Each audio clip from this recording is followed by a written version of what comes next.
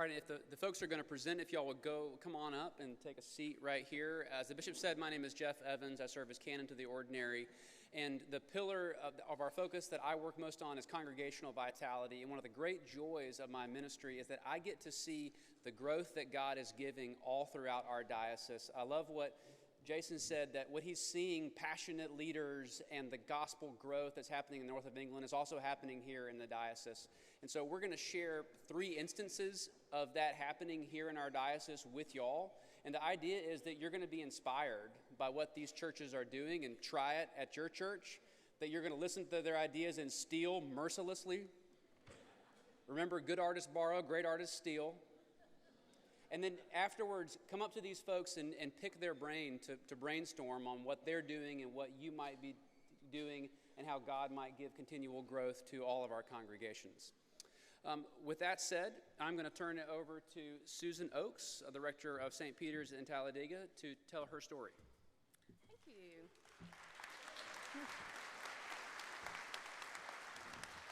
My name is Susan Oakes, and I'm the rector at St. Peter's in Talladega. It is a historic church, one of the oldest in our diocese, and it was recently renovated before I got there. The pipe organ was also restored and in really great condition, and they told me all of these stories about who they are and who they have loved being, and they expressed this kind of tension between love and pride of who they have been and a loss of what they've experienced from the shrinking town that's also reflected in the shrinking church. And that's a very common story of how churches are declining.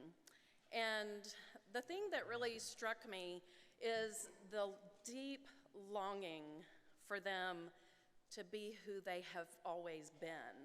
And in the stories that I kept hearing and just kind of gaining my own experience as the weeks went by, I realized that we really have everything we need. We have this beautiful building and restored organ. We have a beautiful space, and it has this history of shared life together by the people who are inhabiting St. Peter's and also the people who are inhabiting the city of Talladega. And there are lots of relationships, both within the church and beyond the church in the community. And it's just that we got a little stagnant. We kind of felt sad because we miss people, and we're a lot smaller. We don't have the numbers. We don't have the big budget that we used to have. We don't have the massive programs and the huge age range. But we do have the Spirit of God at the heart of where we are.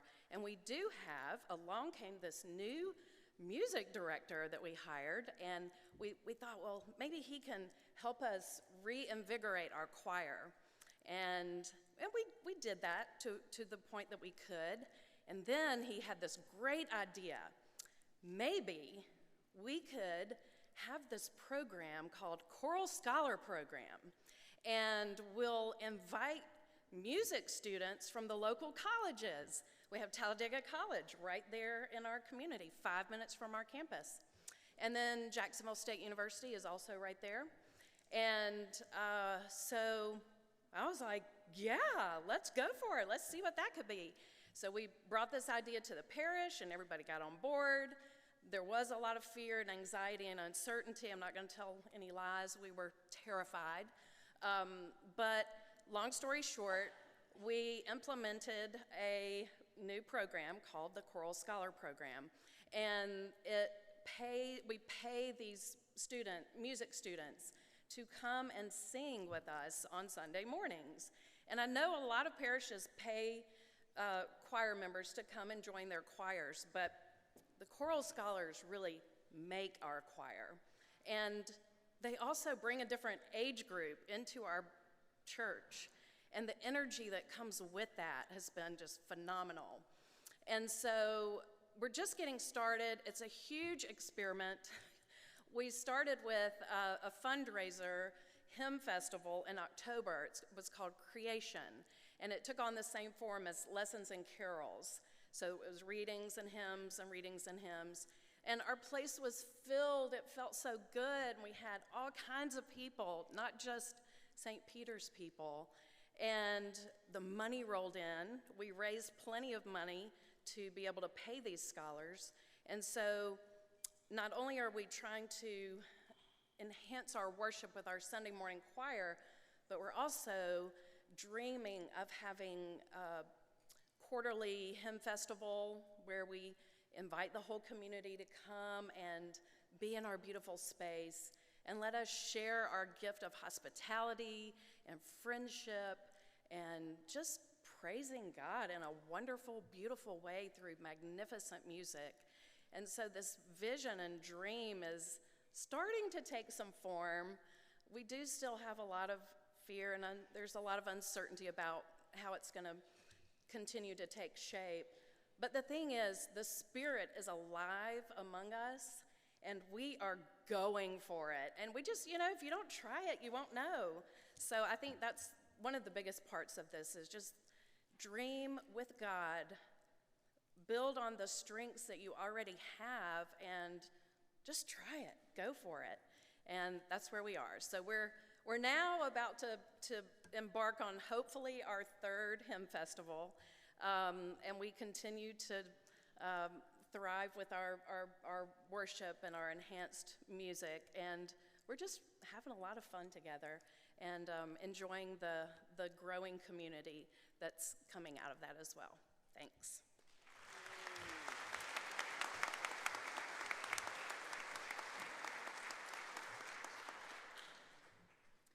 Hey y'all, my name is Rochelle Thompson. I am at Church of the Resurrection in Rainbow City. I transitioned to Rainbow City in the middle of COVID. That was a lot of fun. But as we started coming back together and figuring out what our life looked like, I think like a lot of churches, we started having the conversation about, well, what are we gonna do for our kids? And Rainbow City is in a really good spot in that we already have a lot of young people that belong to us. I inherited a great number of children. We had several births in the last couple of years. And the one thing that we realized very quickly is the folks who had done children's and youth ministry were not in the same places they were going into COVID. There's a saying about not tempting God and how you should not do that. I would add to that as a clergy person. A second end to that is to not tell your vestry what you won't do. Because I told them I wouldn't do youth and children's ministry. So of course I ended up doing children's and youth ministry. It started with a conversation with a couple of parents. I had a new couple into the church who had come to the area, brought their teenage, then 14-year-old son to meet their new pastor, who is a very introverted young man, who had zero interest in having a conversation with a clergy person who was old. And I was like, I get it, I was you at 14, So of course the parents start telling me in front of their child about their child's interests. And of course a lot of things are things I don't know anything about, but there were some intersections where we had some commonality. Video games was one of them, but more importantly was a tabletop role-playing game called Dungeons and Dragons. If all you remember about Dungeons and Dragons is from the 80s infomercials, I promise you that is not the full story. And we can talk about that later. We can talk about that later, because I could talk about that for a long, long time. He was stunned that a priest would play Dungeons and Dragons. And then I told him that I played Dungeons and Dragons with a group of priests as a form of self-care. In the middle of COVID, a bunch of my colleagues and I realized we needed something to do together with our extra free time that was something productive and not just a Zoom call for us to doom scroll with each other about how hard it was to be in the middle of COVID. So we started a Dungeons and Dragons campaign and realized very quickly that it was both fun and also sustaining. And one of my colleagues wrote a really great article for Earth and Altar about that practice, so you should look that up. It's a great little reflection on the theology of pop culture. Had this conversation with this kid and we started joking about, oh, you should play in a campaign with us or run a campaign. Wah ha ha, that's funny. Fast forward to the fall, and that same child's parents come to me and say, so I know we joked about this, but would you run a D&D campaign for our kids? They really want to play D&D. and they had a list of kids who wanted to play D&D. So it went from a funny, maybe self-serving idea to something like, all right, so what happens if we do this? So we did it, and I had a meeting where all the kids came to roll up a character, and we had, expected, some of the older kids and maybe a few of the younger ones. We had so many kids at that first session that we had to form 2 groups. So we're now playing Dungeons & Dragons about once a month after church for middle schoolers and high schoolers. And the thing that has come out of that is 2 things. First, my kids are the kind of kids who will invite their friends to church. But funny story, their friends don't say yes. But when they are invited to come and play Dungeons & Dragons, they say yes, and they come to church too. So we have a huge influx of people bringing their friends with them. The other thing that is a complete side effect is that I now have a relationship with a bunch of kids who I had no way to get to know with in COVID. And at least for right now, they are under the delusion that their priest is cool. I'm gonna roll with that as long as I can, because it's pretty awesome, because I am not cool, y'all. I'm a big nerd, and it's great. It is an experiment.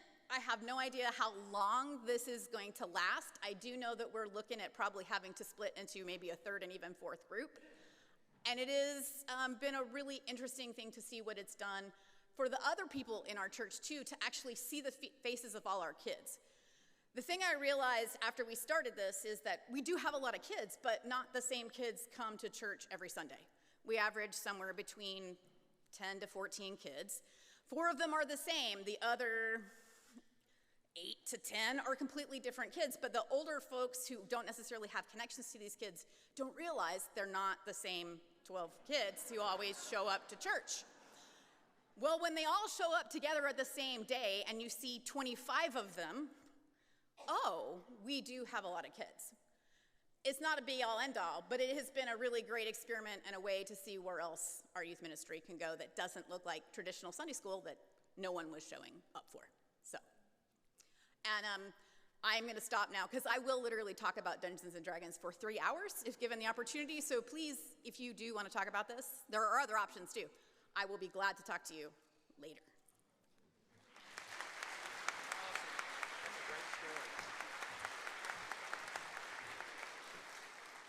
Thank you all for letting me tell this story. This is another Go For It story. My name is Rich Webster, and I'm at St. Luke's in Birmingham. I guess you should have a card on your table, and if you don't have one, we can make sure that you get one. This little postcard says Crestline, St. Luke's in Crestline Park, and I'll tell you what this is in just a second.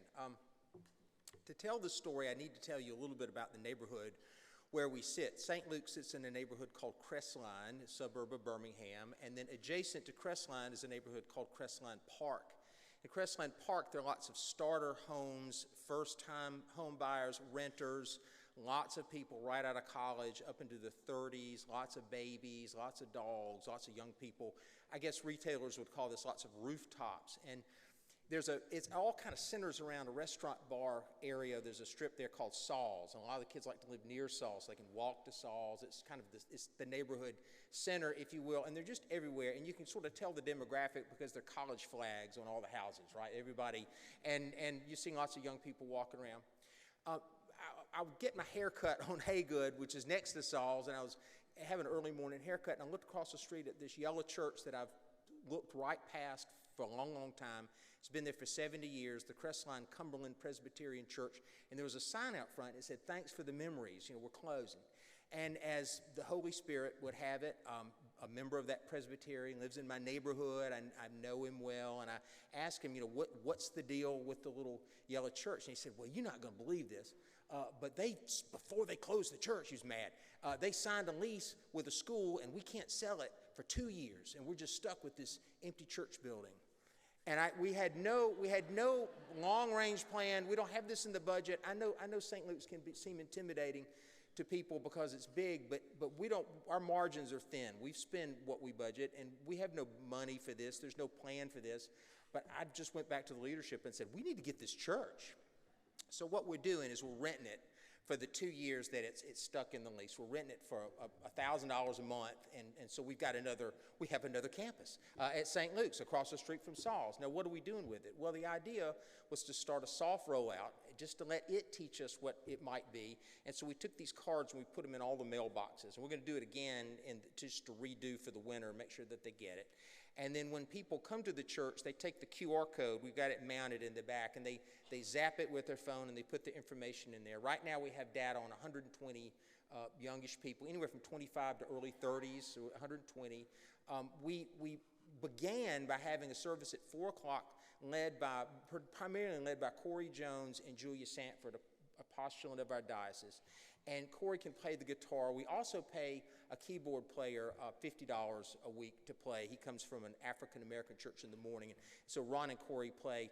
We cover, just to give you a flavor for the service, we cover House Fires and Chris Tomlin and Lauren Daigle. That kind of music, much the same that Sean and Evan have been playing for us this morning. So it's praise and worship.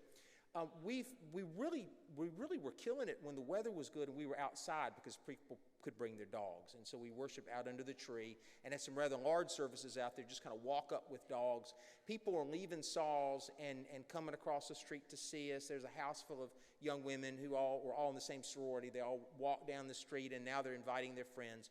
We're using them as the readers and the greeters, and we've given them all jobs. We're sort of enlisting them for it to be their church. Now, I want you to know that the key to this was not to spend any money on it. We had no money in the budget. We wanted to see if we could do something, on the cheap. So we're renting the space, but all we've done is clean it. So for our Christmas greening of the church, people just brought, whatever they had at the house and some balls from Walmart, and we let the little local school, decorate it for Christmas like they do.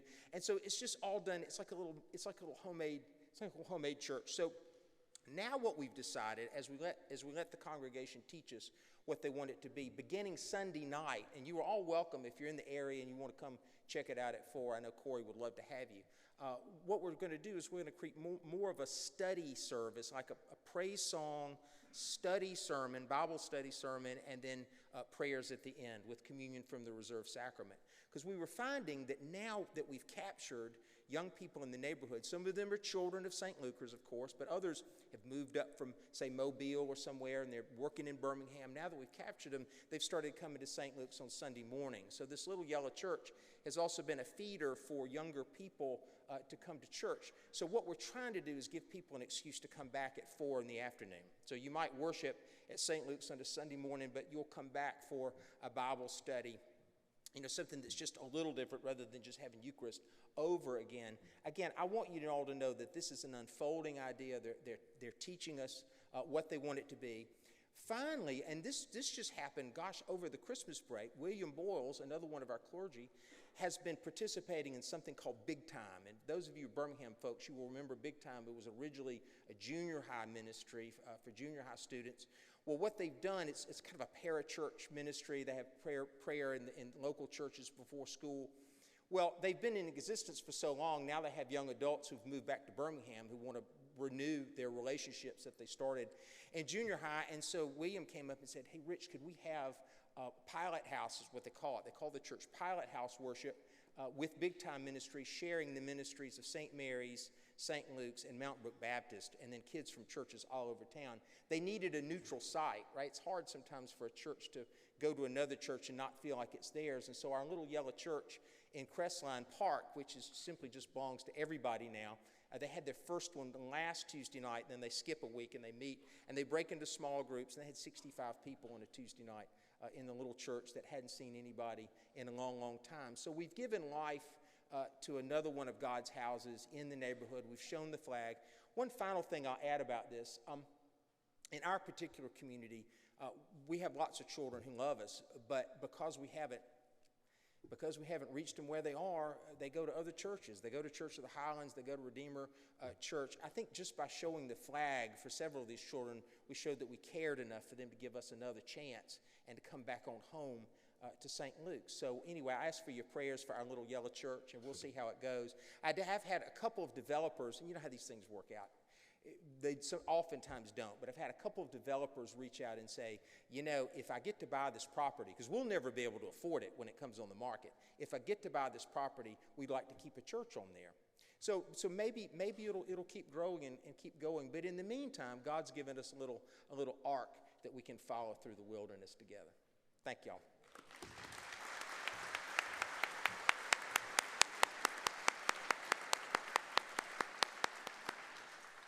Thank you, guys. The common denominator of these three stories, it seems to me, is let's try something and God will bless it. So leaving this convention, let's try things, friends, and know that you're not alone in it. We want to work with you, pray with you, brainstorm with you. We're all in this together. Let's try things, and I think God is going to bless those things.